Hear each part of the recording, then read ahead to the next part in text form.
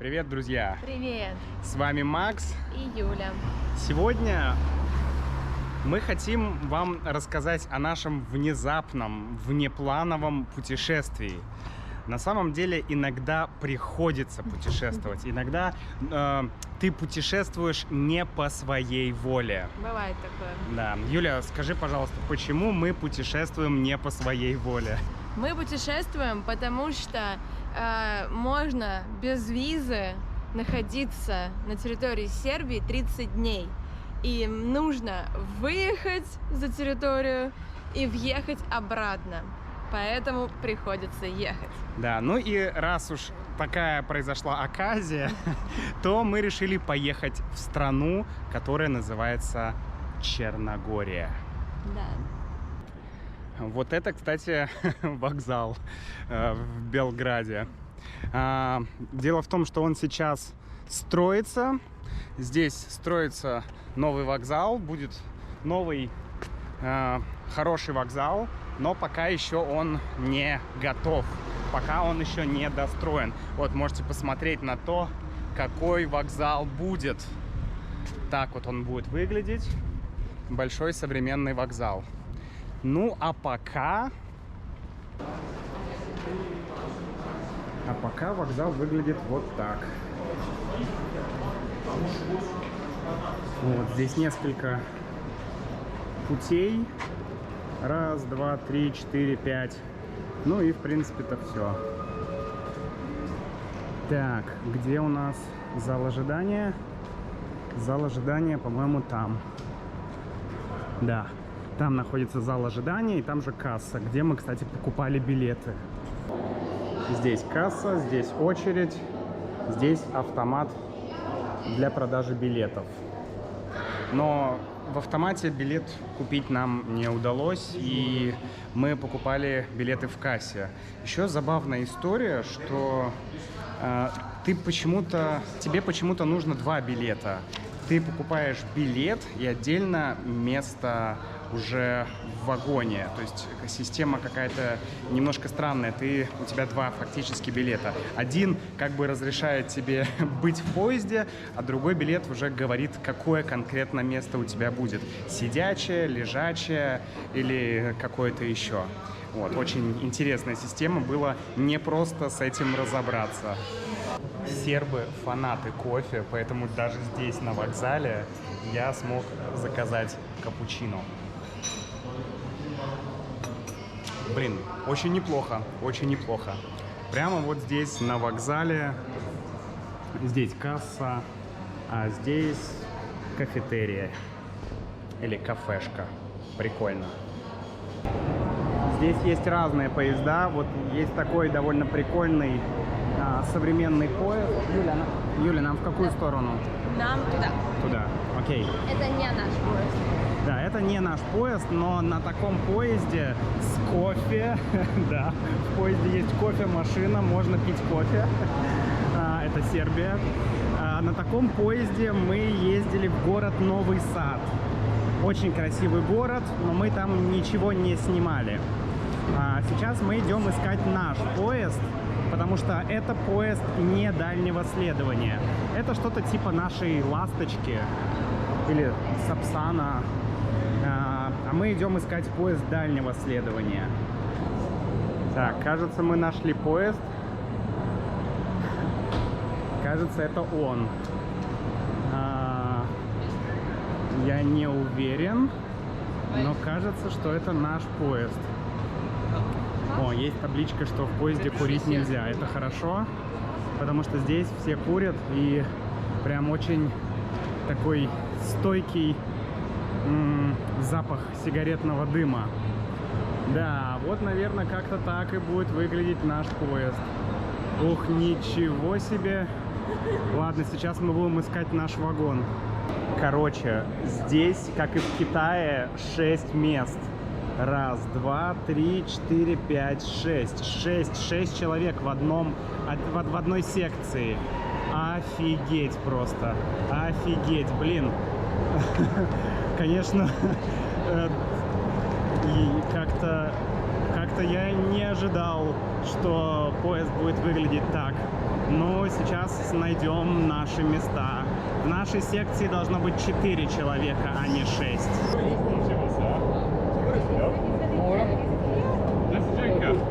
Ага. Итак, мы заходим в поезд. Юля, ищи наши места. Ну да, кстати, тут не так страшно. Это что-то типа нашего купе. У нас 33-34? Да, 33-34. Это верхнее. Это здесь. О, это верхнее. Ну, что делать?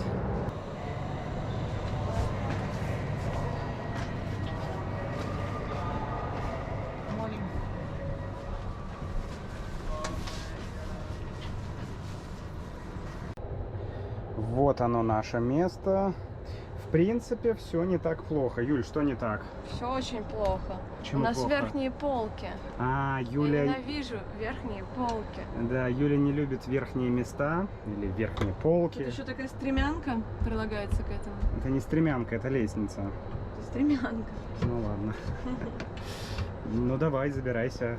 Нет. Я, наоборот, люблю верхние места, а здесь очень много места. Вот, я могу здесь сидеть в полный рост. Видите, я могу сидеть в полный рост. Так что, в принципе, все нормально. С улицы этот поезд выглядел гораздо страшнее, чем он есть на самом деле.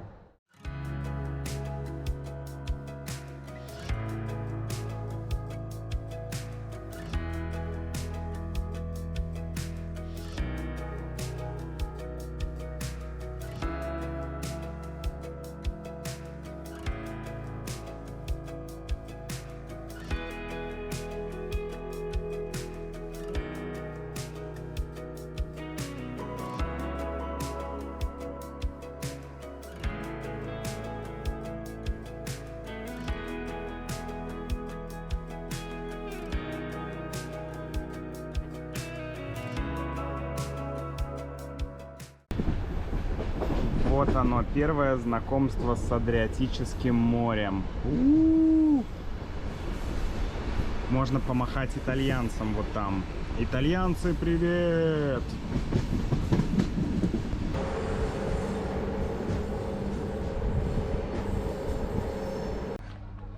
Вот он, наш дорогой поезд.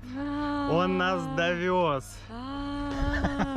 Итак, давай, Юля, значит, все по порядку, все с самого начала. Значит, наше первое впечатление о поезде, твое первое впечатление, когда ты зашла в поезд, когда ты увидела поезд. Когда я увидела поезд, ну, как будто бы это поезд, ну, не знаю, из какого-то прошлого века за нами приехал, но внутри все было вообще неплохо. Да. Даже розетки были. Да. На самом деле, плюс, наверное, единственный у этого поезда, что он внутри было достаточно много места. Затем... На этом плюсы заканчиваются. На этом плюсы заканчиваются, да. Сколько этот поезд должен был ехать? Около 11 часов, и мы должны были приехать в 7:30 утра. Да, мы должны были приехать в 7:30. Вместо этого мы приехали в 11:46. То есть вместо 11 часов мы ехали... У меня плохо с математикой, но вы можете посчитать. Ну, 15,5. Да, где-то на 4 часа дольше мы ехали. На 4 часа, Карл. Причем не было каких-то аварий, эксцессов. Нет, Было. был один момент, когда наш поезд загорелся. Это уже было, когда мы подъезжали сюда. Я думаю, что проблема была с тормозной системой. Видимо, ну, это мое предположение, видимо, колодки, которые сжимают колеса при торможении, эти колодки перегрелись, и пошел дым такой.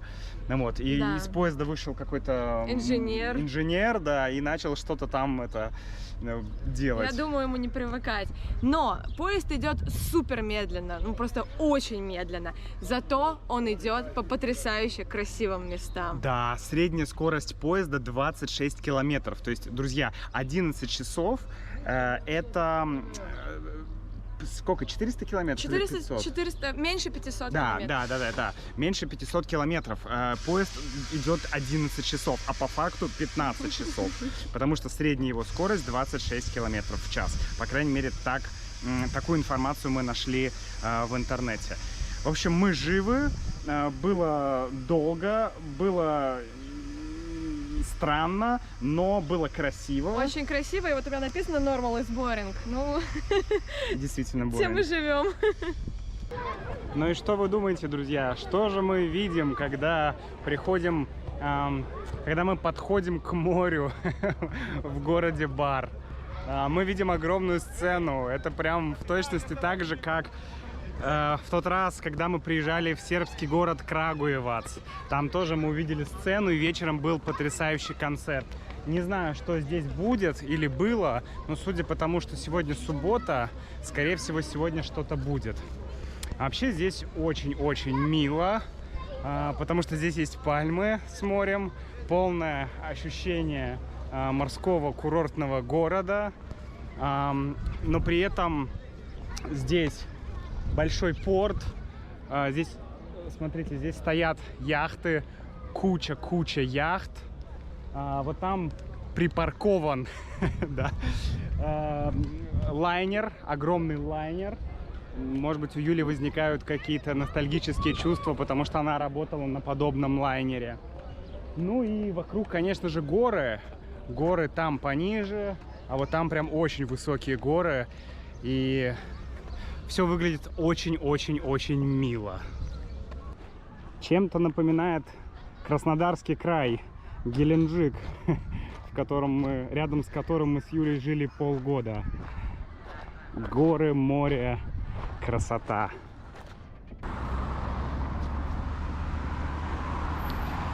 Я уже говорил, что этот город находится в горах. Вот посмотрите, как же здесь здорово. Вокруг тебя такие высоченные горы. Очень красиво. А вот здесь очень интересный новый монастырь. Ну, вернее, церковь, наверное. Церковь, не монастырь все-таки. Не могу сказать ничего про нее. Могу лишь только посмотреть на нее и сказать, что выглядит очень отреставрированной и очень красивой. И она находится прямо в центре города. А напротив этой церкви, здесь, с другой стороны, находится спортивный дворец, насколько я могу понять. Спортивный комплекс такой большой достаточно. И вокруг вы можете видеть разные дома. Я думаю, что эти дома в основном сдаются в аренду, так как город все-таки курортный, здесь много отдыхающих, то в этих домах находятся апартаменты, которые можно снять. И наверняка вот с тех высоких этажей, тех домов, видно море. Красиво. Черногория — это реально место, где происходит все, что только может произойти. Мне уже страшно. Да, что будет дальше? Во-первых, мы сейчас идем в сторону нашего отеля, и всю дорогу, что мы шли сюда, мы слышали, 50%, наверное, да, это была русская речь. Хорошо, да. Больше половины людей русские. Ну, или говорят по-русски, по крайней мере. Ой. И поэтому, это нас не очень сильно удивило, окей. Но сейчас я хотел зайти в магазин, чтобы купить попить. И к нам подошли две женщины. Такие: ой, эти магазины сейчас закрыты, вы сюда не хотите? Ой, а вы сами откуда, говорите по-русски? Здорово. И, в общем, мы с ними немножко поговорили, они нам дали рекламную брошюрку. Смотрю, тебя уже завербовали. Свидетели Иеговы из Владивостока. Из Владивостока, да. Они сказали, что их вытравил Путин. Ну, действительно, свидетели Иеговы, как и многие религиозные организации, запрещены в России. И кто-то из них остался и, скажем так, подпольно ведет деятельность, а кто-то просто уехал в разные страны. Вот эти женщины из Владивостока уехали сюда, в Черногорию, живут здесь уже 3 года, и вот они нас пытались завербовать или обратить в их религию, в их секту, если быть точнее. Ну, вот так вот, друзья, да. Мы надеемся, что мы все-таки найдем, где жить, потому что мы забронировали уже 4 варианта квартир на букинге, нам никто не отвечает, никто не хочет нас заселять. Мы с Юлей идем и пытаемся понять, это оливковые деревья или нет. Нам кажется, что это оливковые деревья, друзья. Если вы знаете, то, пожалуйста, напишите в комментариях. Это действительно оливковые деревья или мы что-то перепутали? Вот еще одно интересное растение. Я не знаю, что это, но оно выглядит как ёршик для чистки бутылок. Вот здесь будет фотография ёршика для чистки бутылок. Посмотрите, правда похоже? Не знаю, как называется это растение. Если вы знаете, пожалуйста, напишите. Мы все время забываем, что мы не в России, потому что каждый, наверное, второй человек. Да даже чаще, как будто бы на курортах Краснодарского края везде русская речь. Да, это удивительно вообще, какое количество русских сейчас приехало в Черногорию. Ну что ж, мы уже несколько часов валяемся на разных пляжах. Вот этот вот нам понравился больше всего. Но мы были и на другом пляже, там было больше людей. И сегодня, после этой поездки на поезде, мы решили просто отдохнуть, да? Да. Просто... Никаких экскурсий.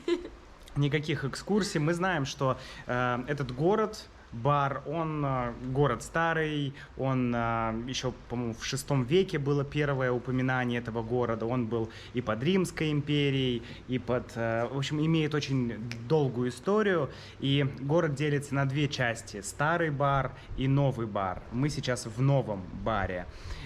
И мы думали доехать до старого Бара, но сегодня у нас просто не было сил, чтобы куда-либо идти, поэтому мы просто отдыхали и любовались вот этой вот красотой.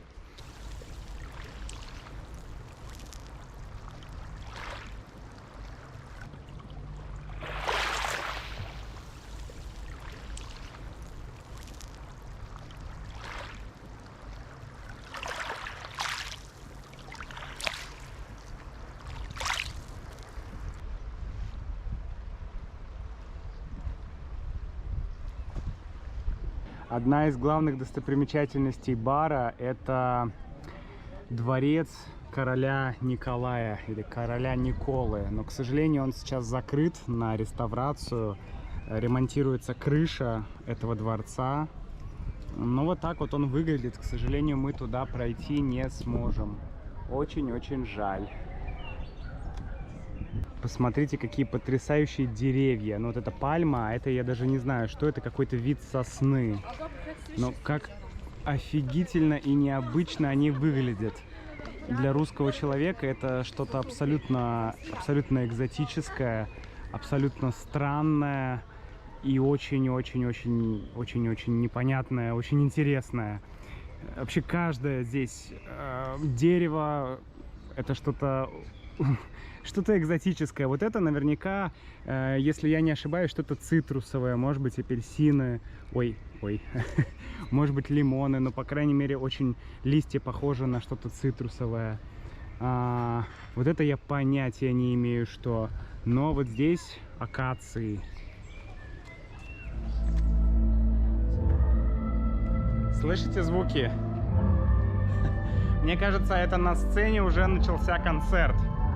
А мы хотели бы вам рассказать в конце, почему мы поехали в город Бар. Потому что, возможно, многие, кто был в Черногории, могут сказать, что «Макс, зачем ты поехал в Бар? Ты мог поехать в Будву, да? Да. Или в какой-то другой, более, может быть, интересный город». Не знаю. Но на самом деле мы не выбирали, да, Юля? Как получилось, что мы поехали в Бар? Ну, нужно было пересечь границу, чтобы сделать виза-ран, Да. чтобы потом можно было вернуться в Сербию. Потому что можно находиться в Сербии только 30 дней, потом нужно выехать куда-то и снова въехать. И был поезд до Черногории, до города Бар. Точнее, там было несколько остановок, но мы посмотрели, что Бар на море. Решили, а почему бы, собственно, и не в Бар. Да, почему бы и не в бар. Так мы оказались, друзья, в баре. Здесь, конечно, потрясающе. Очень уютный маленький курортный городок. Сейчас мы пойдем и посмотрим, что происходит у сцены. Ну и мы с вами прощаемся. На этом наш влог окончен. Спасибо, что были с нами. Практикуйте русский язык с удовольствием. До новых встреч. Пока.